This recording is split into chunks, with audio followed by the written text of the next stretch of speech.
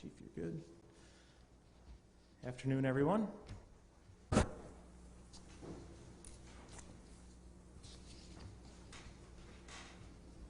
is our weekly update. We were interrupted last week, but we are back on schedule. Have a lot to talk about, certainly related to COVID, but also the ongoing protests here in the city of Syracuse and throughout the country. I do want to acknowledge as well that we did have a really violent night in the city of Syracuse last night. We had 4 people shot, and we did lose one of our neighbors. We had a homicide last night, and my prayers are with the families of all of the victims. It's hard to imagine with a global pandemic and very difficult protests and conversations around systemic racism that it's easy to forget that we still have everything else going on in our community and many of the problems that have been plaguing us for far too long. So again, very sorry to those families. Want to acknowledge we have our Deputy Mayor Sharon Owens here with us. Chief Buckner is here with us, and we have another guest who you'll be hearing from shortly, Dr. Stephen Thomas, who many of you have gotten to know from SUNY Upstate Medical University. I want to thank the Common Council for the use of the chambers, and thank you all for joining me. Just a quick run through of the agenda. We're going to talk about the protests, one of which we have going on right outside of our doors right now. We'll give a status report, talk about planning heading into the weekend, and talk about the ongoing dialogue that's taking place both at the protests and between them on really important issues. Again, we'll give an update on COVID-19, talk about safety, and I'll give a few operational updates for the city of Syracuse, including especially as they relate to our Parks Department. And then we will again talk about the ongoing fiscal crisis that the city of Syracuse is facing and the importance of action from Congress in Washington. So to start out on the protests, I'm going to turn it over to Chief Buckner to give a quick report, update on planning, and then we'll go from there. Chief. Thank you. Good afternoon. First, I'd like to touch on the fact that the mayor did discuss that there was a pretty significant night in our city as it relates to violence. 4 individuals were shot. 1 resulted in a homicide. 1 victim is in critical condition. 2 are considered to be non-life threatening.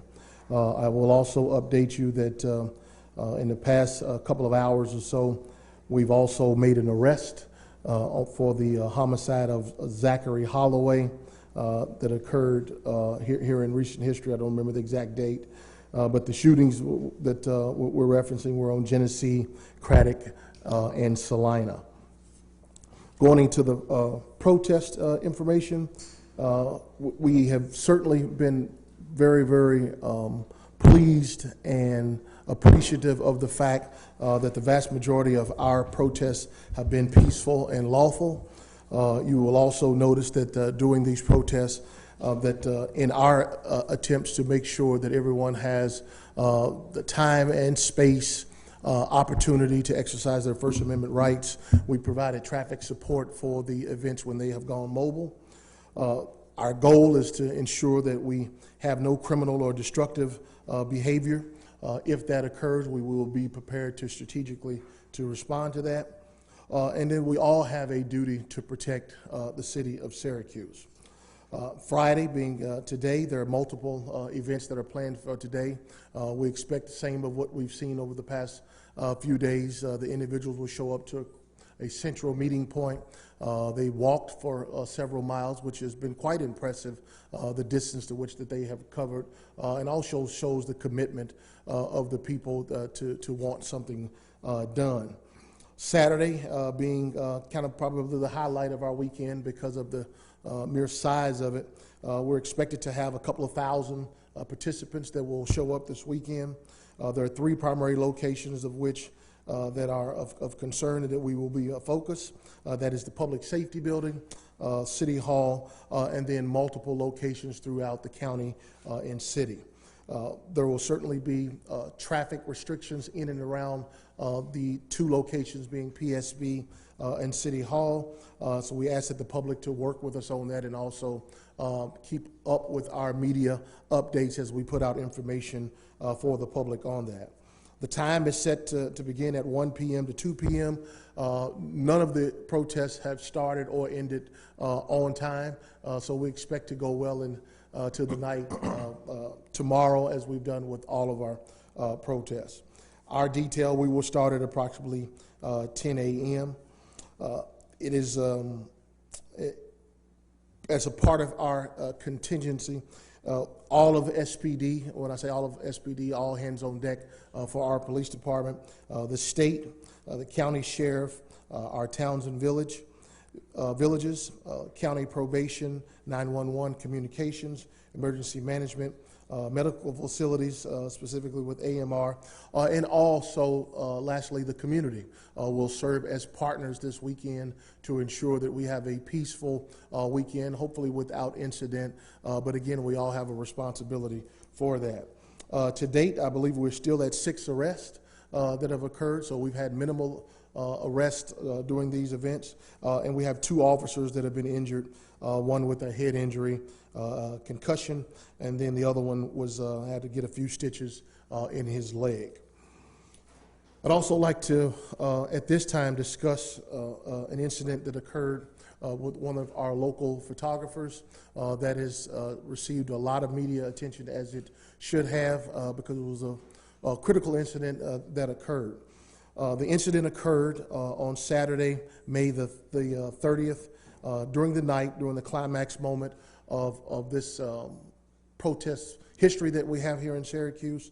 It was the actual time when the public safety building was under attack, and several windows were broken out of the Justice Hall next door and also PSB. We were notified of the incident in question on June the 1st, sometime that morning, accompanied with a 3-second video. The mayor and I immediately ordered an investigation into the incident. On June the 3rd, at approximately 4:50 p.m., I called Mr. Nett. Mr. Nett is the photographer for Syracuse.com, and personally apologized to him for being knocked to the ground. It was not our intention to knock him to the ground or prevent him from doing a very important job. I also have no reason to believe that Mr. Nett intentionally did anything to impact PD from doing their job. As it stands, the commander of the Public Order Unit will complete an investigation. He's been preoccupied, as you probably could imagine, with the ongoing events that we have going on, but it is his responsibility to complete that after-action report and the use of force. We need to continue our review of the evidence, which is the 3-second video and any other footage that may be available. We will interview all parties that were involved in the incident, and specifically including the officer involved and Mr. Nett, before the completion of the investigation. And then at its conclusion, at the appropriate time, I will make a decision. In closing, to members of the media, I would like to apologize to Mr. Nett and to anyone who was offended by the unfortunate events that occurred on Saturday night. We view the media as a partner, and will continue to work with them to illuminate the things that are important to our community. We plan to conduct training with our officers in the Public Order Unit, and also our other members who are not members of that unit, as well as invite our media partners to some of our training to ensure that we work on specific things like working in a shared space during these very tense moments, and with the understanding that both jobs are equally important. SPD, lastly, there's some of you would possibly take issue with me apologizing for what many would describe as officers attempting to do their job. To you, I say this: an apology does not make us weak. It actually makes us stronger, and it also humanizes the person behind the badge. That is all I have in my notes for then. We will take your questions, I'm sure, that you will have at a later point. Great. Thanks, Chief. Just to follow up on that, I too had an opportunity to talk to Mr. Nett and apologize for what happened. It was a very tense situation, and the public safety building was under attack. And I'm not going to Monday morning quarterback. The chief has a process in place, and we're going to follow that process. But again, I think regardless of the outcome of that process, an apology for what occurred while somebody was trying to do their job is appropriate. I also had a chance to speak with Syracuse.com as well as the head of the Syracuse Press Club to again express our apologies. I will say this is again been a very tense time for our community, also for our officers. I know Chief Buckner and I both feel that our officers have performed extremely well under very difficult circumstances, and have it's in large part thanks to their efforts in partnership with the community that we have seen largely safe protests throughout this week. So I want to acknowledge that, and again, once we get to the completion of that investigation, we will have more to say. As we move forward, both into the weekend and beyond, we are really focused on, again, getting at those root causes of why people are protesting, talking about systemic racism, talking about inequality, really difficult conversations that we need to be having, that as an administration and as a city we have been having, but we're certainly having more of them. The deputy mayor and I in particular have gone out of our way to engage with members of the community, including those that are out protesting and leading those protests. We've also had extensive conversations with the local clergy. It's important to keep in mind that people are hurting spiritually, and the clergy plays an important role in helping our community to heal. It's an ongoing process. I'm going to talk about some specific actions that we've taken here at the City of Syracuse and within the police department over the past couple of years to enhance the police department overall, but also to enhance accountability. Before I do that, I just want to give the deputy mayor an opportunity to share her thoughts on the conversations we've been having. I'm so pleased to be able to echo what Chief Buckner said about our community expressing their First Amendment rights, and have been, for the most part, other than one incident we had the last Saturday, and those were not protesters, peaceful, orderly, cooperative, and I'm really proud of that fact. As the mayor said, we were able to have some individual conversations with some of the protest leadership, and I myself, after the rally yesterday at Foreman Park, realized how much out of shape I am as I walked from Foreman Park all the way down Fayette through Genesee, through Geddes, until I had to find a friend who lived over there who gave me a ride back home. And the entire time, I was able to meet young people who wanted to express their concerns, but also learn about processes, learn about government systems, learn about procedures, learn about how they can be impactful, whether it be with the Common Council or the mayor's office or the chief's office or the state delegates. So we continue to encourage that. There is a new generation of leadership rising up in this community, and we want to keep them engaged, and not only informally, but in a more formal manner. And who knows, one or two or three or four of them could be the next elected officials on the local level, state level, federal level. So communication is the key. We're going to keep communicating with everyone, and move towards a change that we all want to see. Great, thank you, Deputy Mayor. Just final thoughts on that. I did have a chance to march as well yesterday, which was a moving experience for me, and it was really great to get to know a lot of caring, passionate people in our city. I also, during the march, took a knee with the protesters, and had no conflict or concern in doing so. As I've tried to say, you know, we don't have to pick sides here. There's just the right side. And having talked with many officers and many people in the community, everyone just wants to make sure that everyone is treated with dignity and respect. That's what we want. And again, having talked with a lot of officers, I know they feel the same way. I was proud to see 2 of our Syracuse police officers take a knee with the protesters as well. I think that showed real leadership, compassion, and empathy. And again, I know, having talked with a lot of other officers, that they all share our concerns. So again, this is something we have to get through together, and I think that we're doing that and expect to continue to. I want to just again give a quick recap of some of the specific actions we've taken over the past 2.5 years, especially over the past 1.5 years that Chief Buckner's been with us, to increase police accountability and enhance police community relations. Just some examples. The process to get this gentleman in this job, Deputy Mayor led a year-long effort that involved significant community engagement, public meetings. We gathered input. We did a nationwide search, and we found the right person for the job, and I feel very confident in that.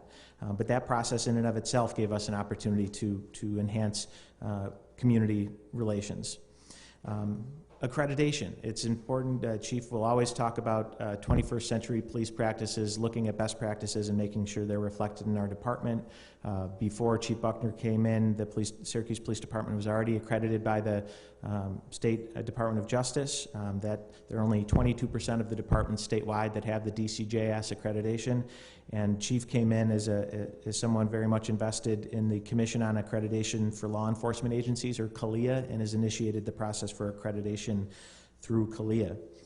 We talk about the importance of the police department reflecting the diversity of the community it serves. Chief's put an emphasis on focusing on diversity, both in terms of recruitment and on promotions through the department. We've instituted a lot of new policies, and again, it's a credit to Chief Buckner and his team for the amount of time and effort that they put into doing that.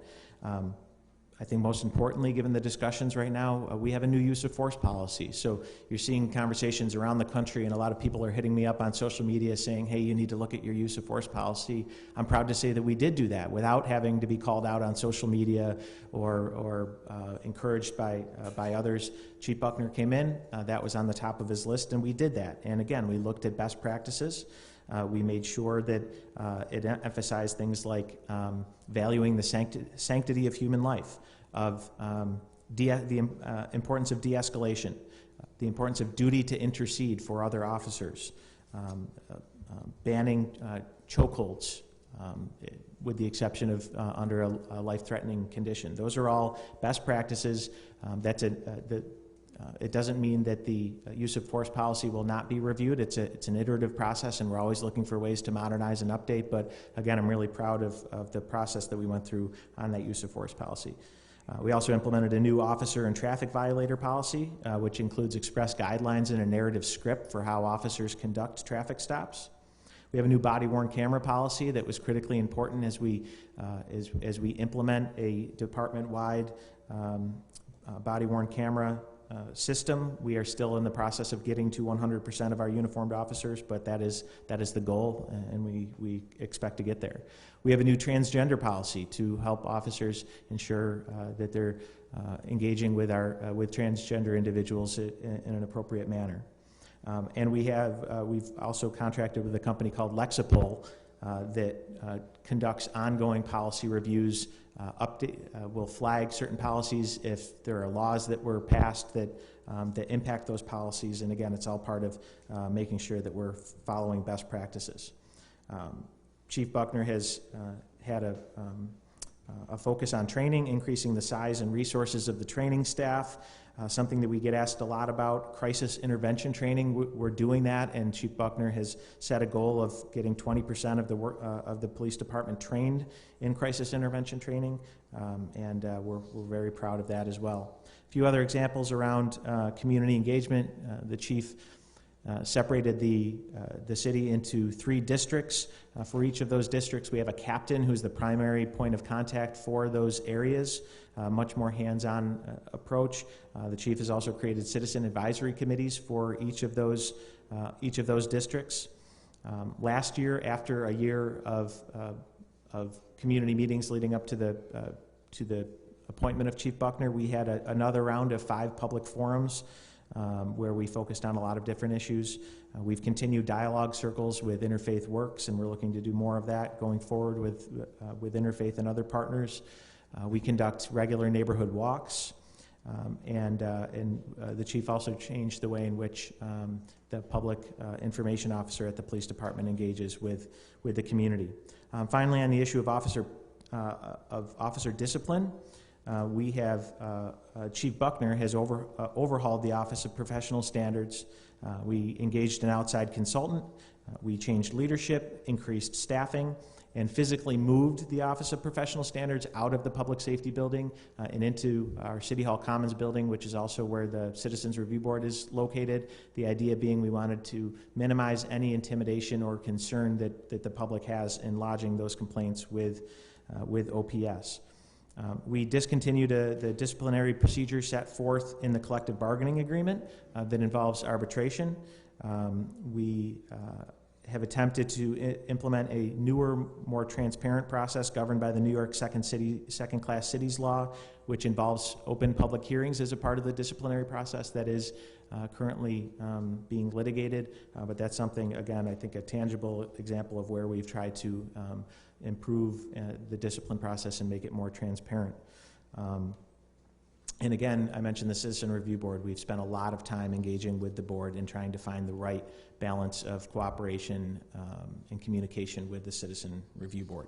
So again, the point of me listing all that is to say that we have not just started paying attention to these issues. It's been a priority of mine ever since I walked through the doors of City Hall, priority of the deputy mayors, and certainly a priority of Chief Buckner, and we've accomplished a lot. It doesn't mean we're done, but we're making progress and expect to continue to make progress.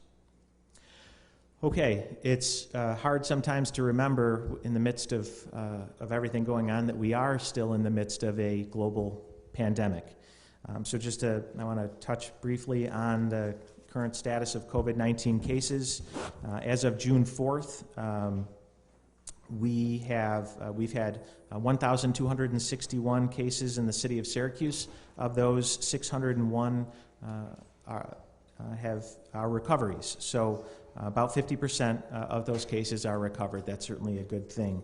And I'm sure we'll get an update from the county executive on the cases, both within the city and countywide, later today.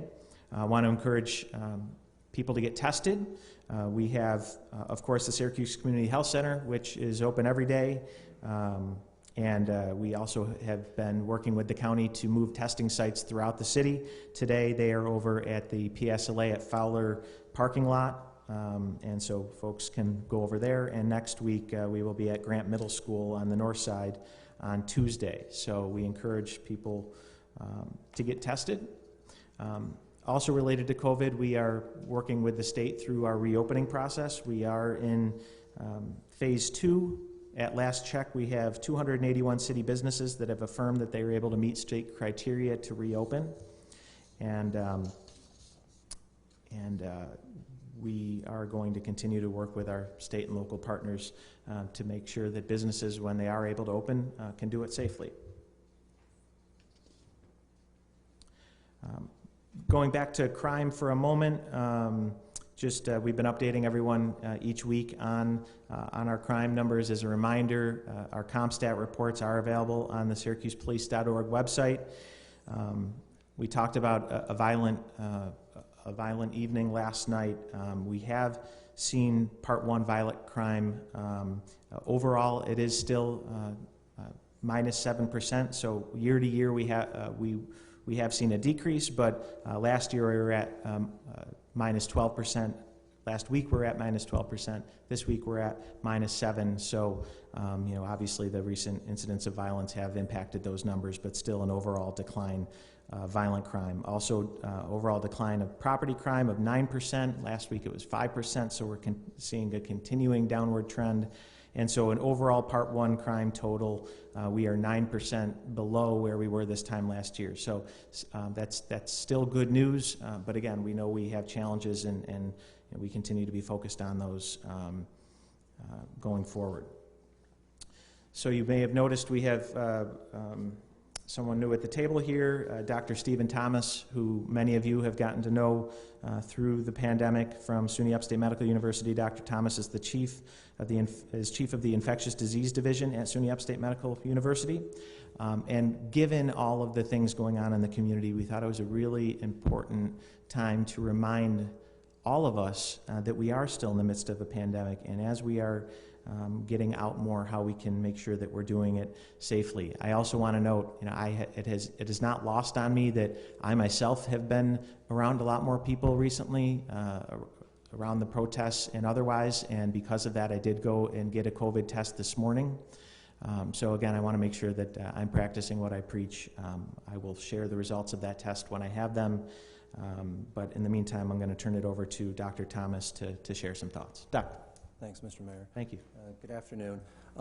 So as we've heard, infections continue to occur in central New York. Transmission of the virus appears to be stable, and it occurs to be at a low level, but again, we have new cases every single day. And because of this, what this means is that any gathering of people of any size has the potential to cause uninfected people to become infected. So therefore, I would encourage that when people think about whether they want to be involved in gatherings of people, large or small, that they ask themselves a question about what their personal risk may be. So meaning, how would you tolerate infection? How would you tolerate a COVID disease? And if you do decide to participate in gatherings, there are some basic measures that you can take to lower your risk of infection and to lower the risk of infection to others. The first of those would be to reliably wear a mask. We know from the China experience, and we know from the United States experience, and we know from the experience in our own hospital that universal masking makes a difference. It lowers risk considerably. The second thing would be to frequently wash your hands. And so for people that are going to gather, I would recommend that you try to get a travel size hand sanitizer, bring it with you, and to wash your hands frequently. The third would be to space yourself from others whenever possible. Ideally, you would be 6 feet or more from others, but do the best that you can. The next is that if you are around people who cannot wear a mask for one reason or another, give them space. Next, I would ask that once the gathering is over, you should pay very particular attention to how you're feeling. And if at any point in time you were to develop any kind of symptoms, you should really seek the advice of a medical provider so that they can make a decision with you whether or not you should be tested. And then finally, you should consider how you can protect the people that you live with in the immediate period after the gathering or after the event that you attend. And the types of things you might want to consider would be self-quarantine or change the frequency with which you clean your house, for example. So in summary, be careful, be consistent in employing these measures that I just mentioned, and stick to the basics. Mr. Mayor. Great. Thank you, Doctor. I'll run through a few more updates, and then we'll open it up for questions. In terms of other operational updates for the city of Syracuse, one of the departments that's been impacted most by COVID is our Parks Department. And so I just wanted to give a quick update on where we are with our parks. So just a reminder that parks buildings, community centers, and senior centers remain closed to the public. People can and are continuing to enjoy our parks outdoors. So we've seen increased usage, and that's something that we welcome as long as people are doing it safely. Unfortunately, I am sad to share today that we are canceling our summer camp programs with transportation this summer. It pains me to share that update, and I want to be clear that it is not for health reasons. It's for financial reasons.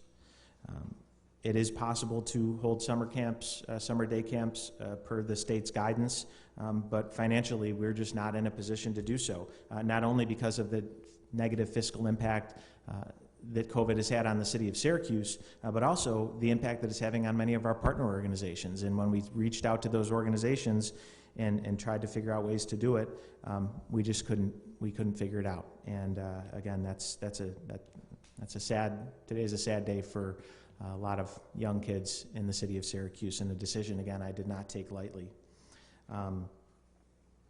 We are still going to try to do some virtual programming, both with our own park staff and with a few of our partners. The Everson and the Red House, for example, are going to try to work with us on some virtual programming. But again, we know that's not going to be the same. I also wanted to update everyone that we are going to begin next week accepting and approving permits for small gatherings. Mike, just to confirm, are we doing that next week, or did we start that this week? Next week, okay. So starting next week, we will be accepting permits for small gatherings, so under 10, in our parks. So again, we want people to be able to enjoy our parks safely. And the pool conversation continues. I have asked our Parks Department to provide me with a plan to open at most 3 pools. Again, we have 8. So we've already determined that we can't open all of our pools, and again, that is primarily a financial decision, given the negative impact that we've seen here on our city finances. But as of today, the Parks Department has delivered a plan to me that I will review, and hopefully we'll have an update next week on.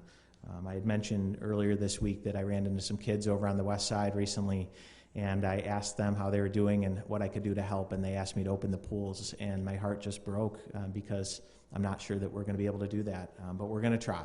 So stay tuned for more information on that. On a more positive note, we did see from the state starting yesterday that our restaurants are going to be able to do outdoor dining, which is welcome. With the weather being nice, it's going to be nice to see people sitting outside on our sidewalks at tables, enjoying the city. There are a number of things that we have to do to make sure we can accommodate that outdoor dining, starting with going to the Common Council on Monday, and Councilor Green has agreed to introduce the item as a waiver item to change the permit requirements to make it easier for city restaurants to offer outside service. As you can imagine, we have a process involved in that called our Sidewalk Cafe permit process. And given everything that our restaurants have been through, we want to limit the bureaucracy and the red tape and the cost of going through that process. So the Common Council, I want to thank them for being willing to act quickly on that, and they will have that on their agenda on Monday. We will begin processing Sidewalk Cafe permits, anticipating council approval first thing next week. And restaurants can serve outside in the right-of-way when permits are processed. So, there's different types of outdoor seating. Outdoor seating that's on private property, assuming that that the restaurants have gone through the affirmation process with the state. That's something that they can be doing now. And for anyone that will be serving in the right-of-way, we hope to be able to accommodate that early next week. As we always do, just a quick update on the census. We talk about how important it is that we get every resource available to us from the federal government. In order to do that, because so much of the federal resources is based on population, we need to make sure that everyone is participating in the census. The good news is we are still seeing incremental upward progress in our self-response rate. Bad news is it has slowed, and that's something that we need to continue to focus on. So as of June 3rd, we're at 48.4% self-response rate. That's up from 48. That is in line with our other upstate cities. Buffalo's at 48.6, Rochester's at 46.5, and Albany's at 48.7. So we're all pretty similar. We know we have a number of hard-to-count populations in our communities, and that just means that we have to focus that much more on making sure that everyone is filling out that census.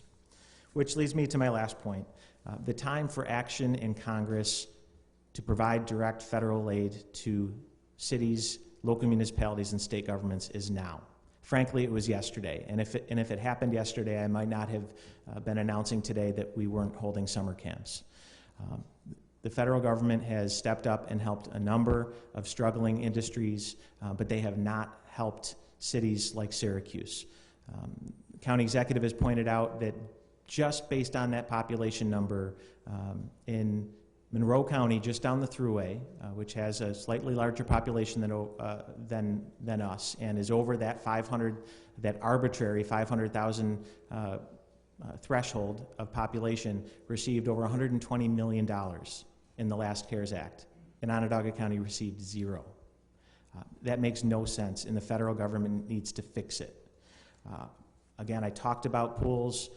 That's just scratching the surface of what's at stake if we do not receive direct federal aid quickly. Again, it's not just if we receive it, but the when is critically important.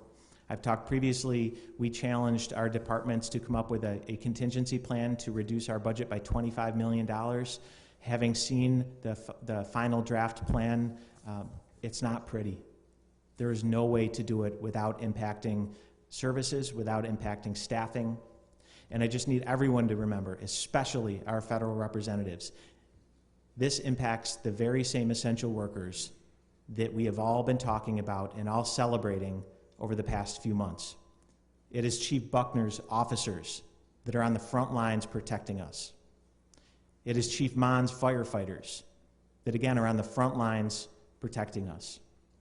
It is our sanitation workers that are cleaning up after us every day, picking up garbage, keeping our city clean and safe. That's what's at stake here. And I appreciate the need to support businesses. We absolutely do. I appreciate the need to support healthcare institutions. Absolutely critical. But these essential workers are just as critical. There is no time for a pause. We need action now. With that, I'll open it up to questions. I know we have a lot to talk about. Chief Buckner, can we hear from you on what maybe you've been telling your officers that are on the front lines that have been out of these protests, trying to keep everyone safe? What have you told them ahead of this weekend, as I know you said you've been preparing for this? Well, the first thing that the communications that I've had with the officers, both directly and in passing with them, and then also in broad communications, the first thing is thank you. If you look at some of the events that have occurred across the nation in our country, I'm very proud of how the Syracuse Police Department has responded. And the key things that I've talked to them about is that, the community is a partner.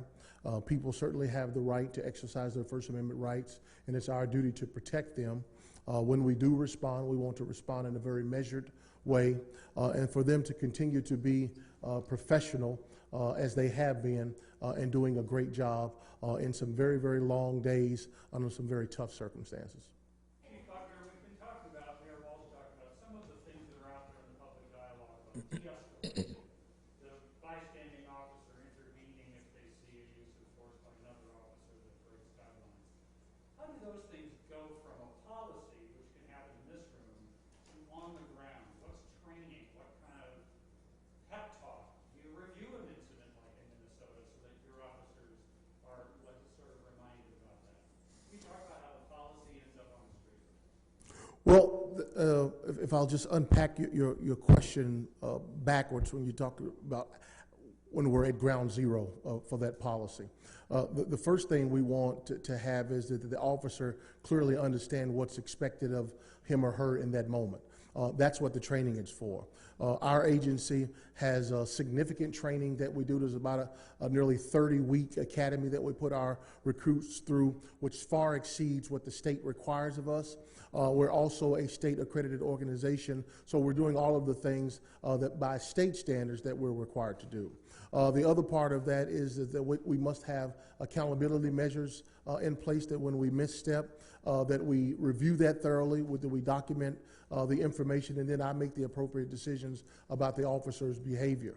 So all of those things in working together, as well as continuing to scan the universe for those hot stove methods of learning. And if you don't know what that means, it's kind of a southern term of when we were kids and you were playing around the stove that our parents warned all of us to stay away from.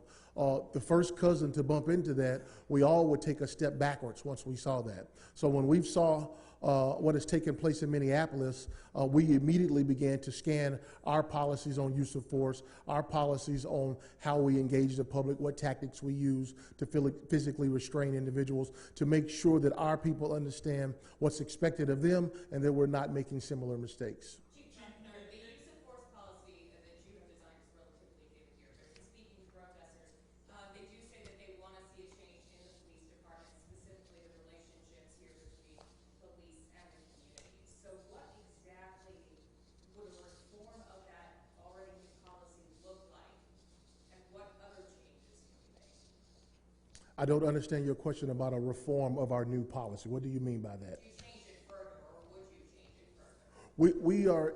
We subscribe to continuous improvement. So we're always looking at our policies. We've recently partnered with an organization called LexPol, which is in the process of making sure that our policies are reflective of the things that are considered to be 21st century language. The policy means nothing if we don't have something in place to hold individuals accountable to that. That's where our training comes into place. So we continue to look at incidents that happen around the country. We continue to look at what other professional organizations that are doing, that are working for them, and then also continue to have our local inside folks to make sure that we're training our people on the appropriate things as it relates to use of force, that we have the relationships with the community before the storm, which is why it's important that I think that you're seeing some of that play out in our city. Had we not had strong pre-existing relationships, I think that you would have saw a significant difference in how the community and the public have engaged each other in Syracuse. There have been times when there certainly has been tense moments, and there certainly are some historical scars in our community that have been caused by the police department. But there's no question in my mind at 18 months of myself being in here that the relationships that we have are helping us today. Because what you have not seen or what you have not reported on, at least what I've seen, is I can't tell you the countless number of times that people within the crowd have calmed down the agitators. People within the crowd have asked people not to do that or to destroy something. Clifford Ryan, who is my view is very limited. So Clifford Ryan, who is very, very well known in our community, it was in the center of what was going on at the climax of the moment. Everyone remembers the glass being broken. I remember seeing Clifford pull people away from that to tell them not to do that. So that tells me we are connected in some aspects with our community, but we certainly always recognize that we have opportunity for improvement, and that's an ongoing situation for us. Mayor, is there anything you'd like to see changed right now, given the moment we're in? You mentioned we've had a lot of the reforms, and you're always looking at it. But right now, given what's been in the news for the past 2 weeks, is there anything you'd really like to see addressed, changed, reformed?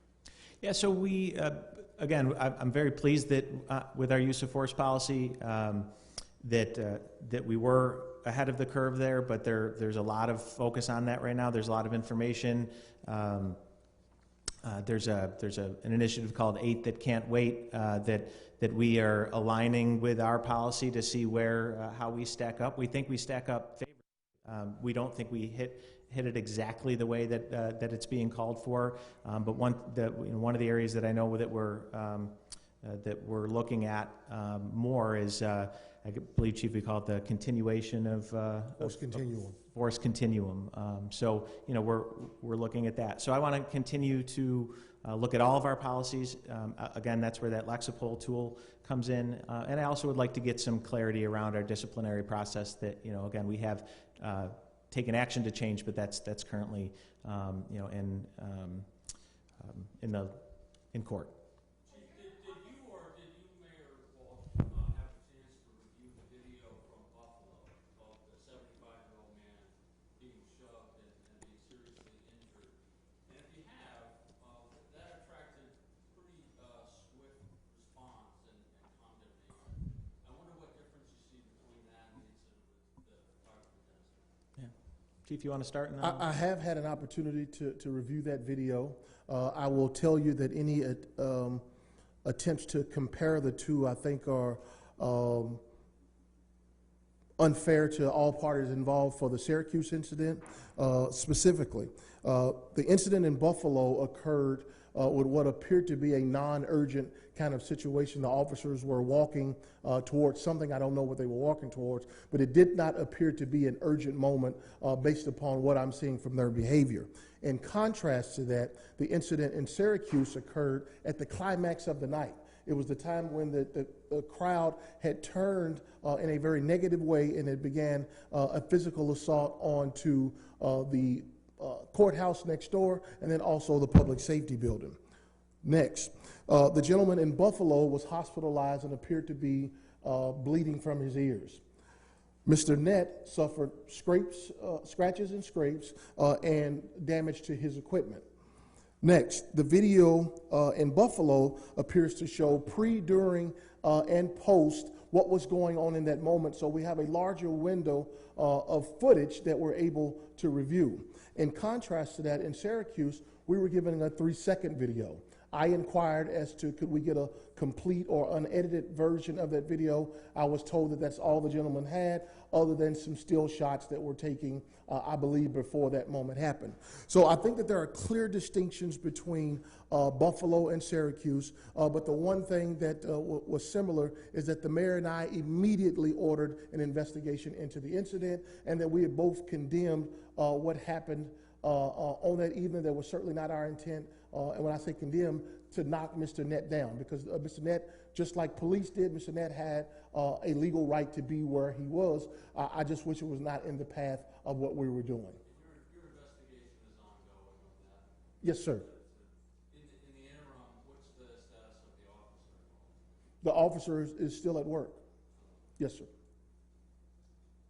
Yeah, I think the chief covered it. I think it's dangerous to compare the two as apples to apples, but we're focused on what's happening here in Syracuse, and we're taking this issue very seriously.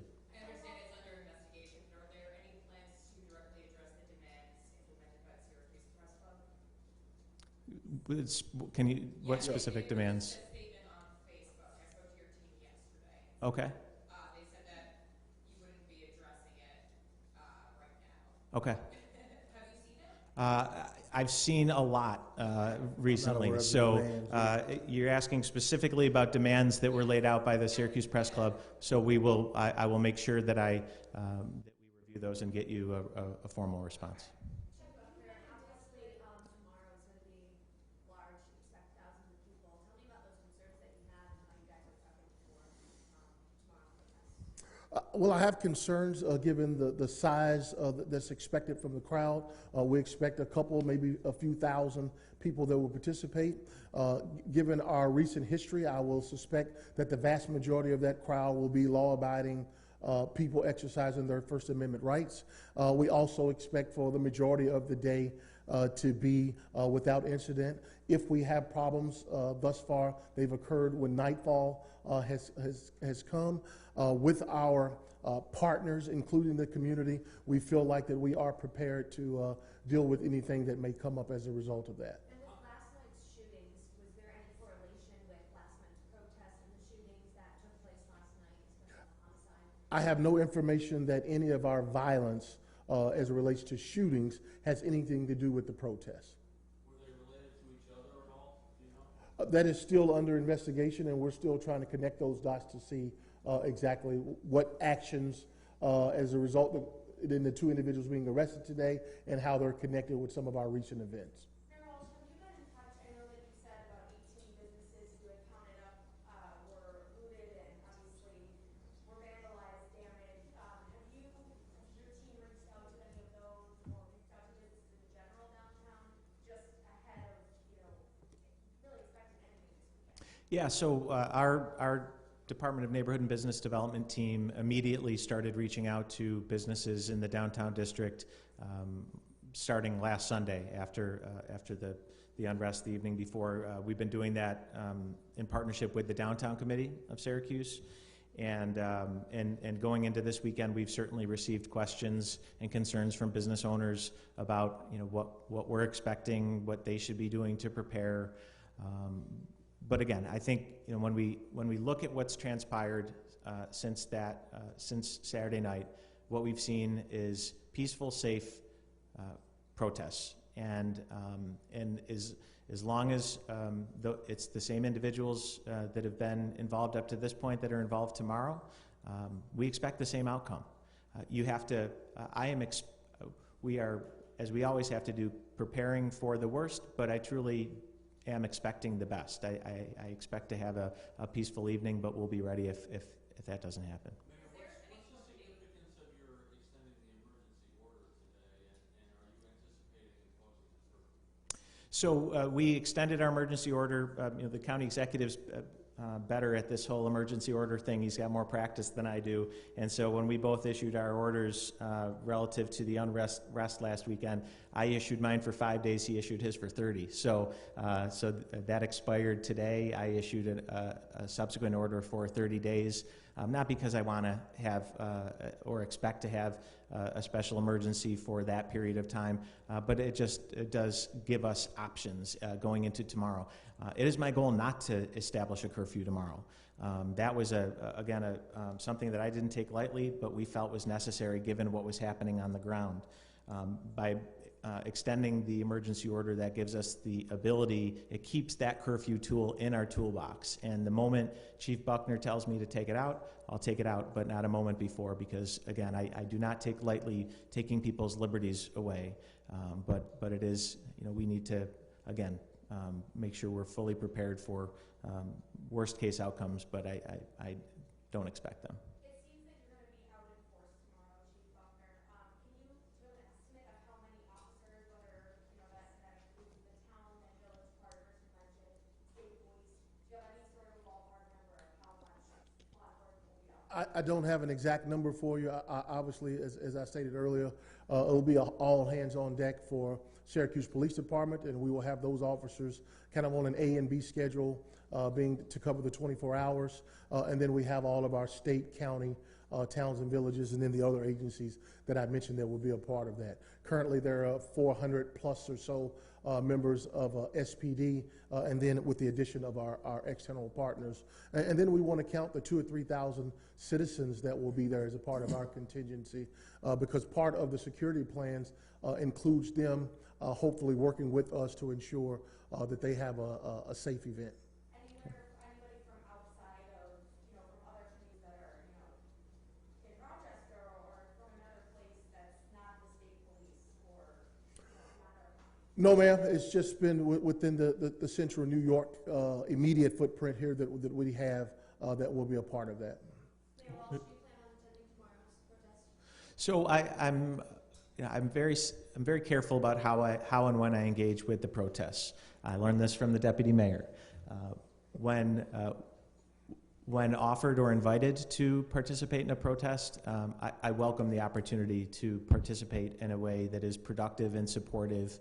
I don't ever want to take attention away from the important cause that they're protesting. So again, as we've developed relationships with those that are out protesting, you know, we keep that line of communication open. That's what we did yesterday, and that's what led me to march yesterday. So I'm certainly going to be around and available to engage with people. We also are doing some other public engagements starting at 10 a.m. tomorrow morning. We're going to be at the Dunbar Center and Northeast Community Center giving away masks and hand sanitizer. So I will be participating in those, and then again being present in and around the city and available to engage as appropriate. No, I know I directed the question to Chief Buckner, but any concerns on your behalf tomorrow? Again, I think we're as well prepared as we can be.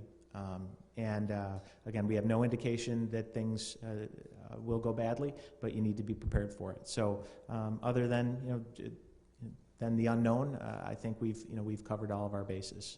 Do last question. Will most of the officers be wearing body cams? The same number of officers that we have that were assigned the body cams. We don't have additional body cams that we've been provided since this incident. I will tell you that we've had internal discussions of the need to make that a sense of urgency to outfitting our entire police department, specifically, I meaning primarily our uniform division with the body cam and some of the other units. How many do you have now? I believe it's in excess of 100 or so that we have that are deployed. Yeah, and I would just say again, that's been a priority to outfit 100% of uniform officers with body cameras.